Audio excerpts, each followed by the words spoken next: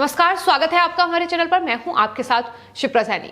शिवसेना में संजय राउत का घटता कद अब उन्हें उनके बयानों से पलटने पर मजबूर कर रहा है।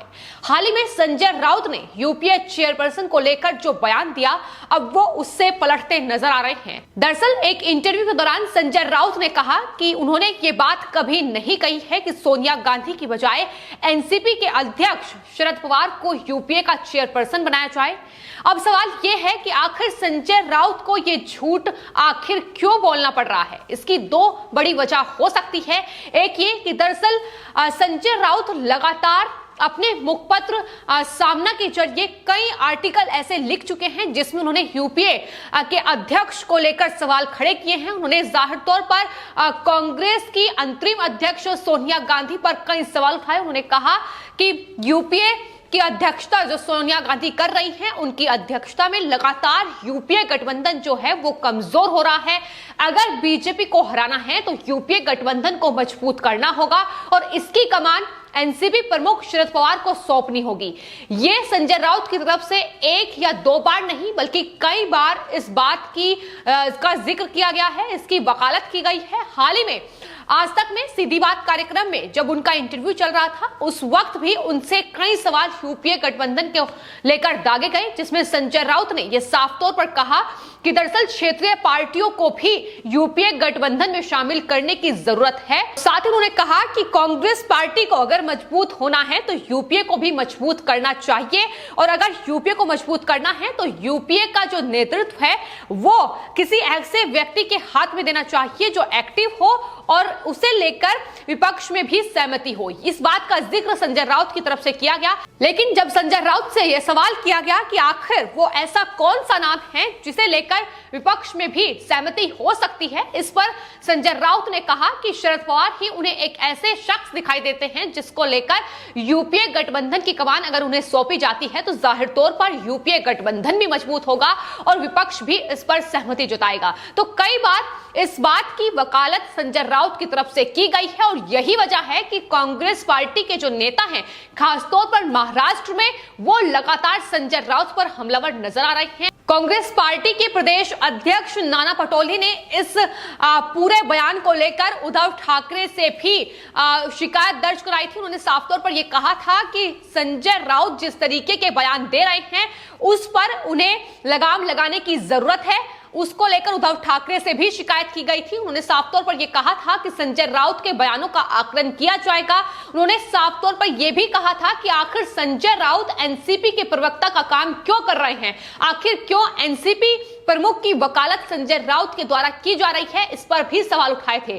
सिर्फ नाना पटोले ने ही नहीं बल्कि बाला साहेब थोराट ने भी मीडिया से बातचीत करते हुए संजय राउत पर कई सवाल उठाए। उन्होंने कहा कि वो एनसीपी के प्रवक्ता बनने की कोशिश ना करें। संजय राउत जिस तरीके के बयान दे रहे हैं उस पर लगाम लगाने की बेहद जरूरत है। तो साफ तौर पर नाराजगी कांग्रेस पार्टी ने इसको लेकर जाहिर की है।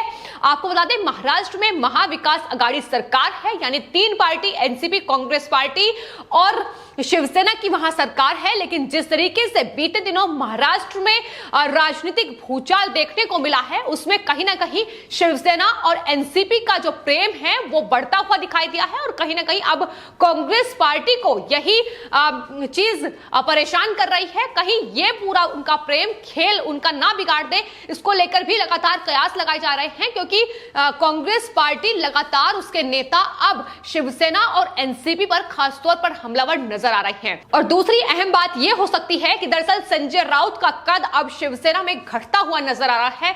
शिवसेना ने संजय राउत को बड़ा झटका दिया है।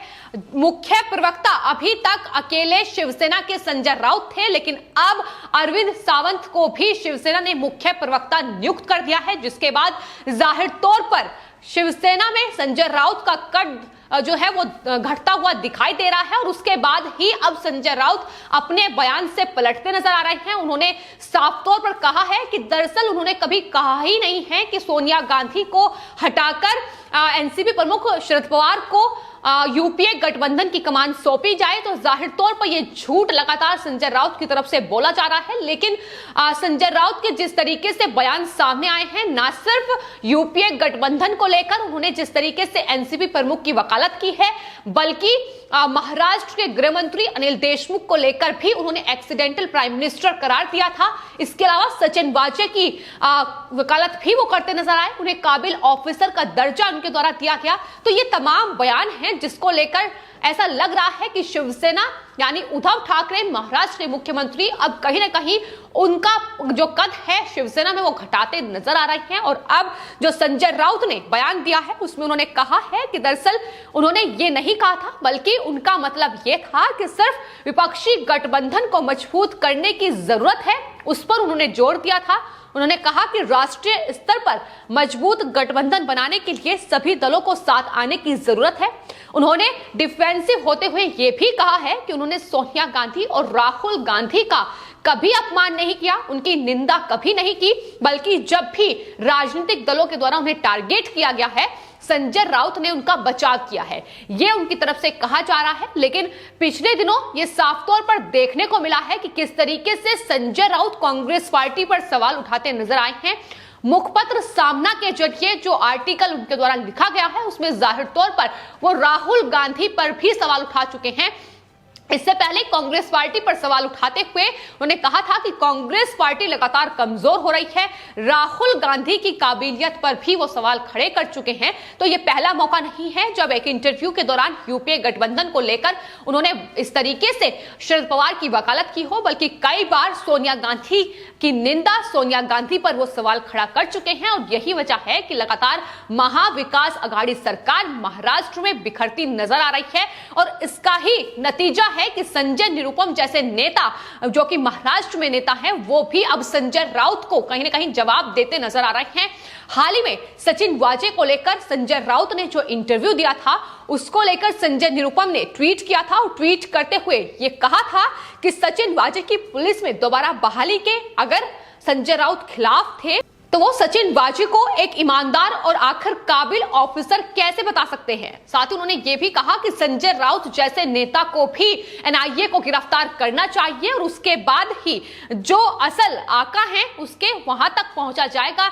तो ये बड़ा सवाल संजय निरुपम की ओर से भी उठाया गया है। तो जाहिर तौर पर जो मतभेद है वो लगातार महाविकास अघाड़ी सरकार में देखने को मिल रहे हैं। फिलहाल संजय राउत का ये बयान जिसमें वो लगातार झूठ बोलते नजर आ रहे हैं, अब ये बता रहा है कि किस तरीके से फजीहत शिवसेना की संजय राउत के इन बयानों के द्वारा हो चुकी है।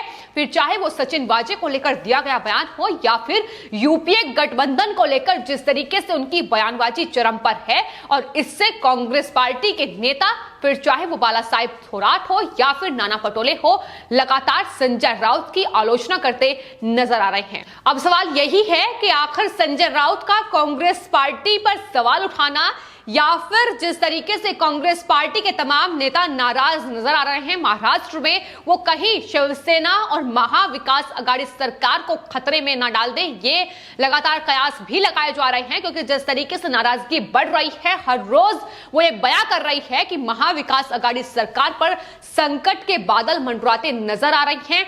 एनसीपी और शिवसेना में लगातार मतभेद संजय राउत के बयानों को लेकर ही चल रहा है।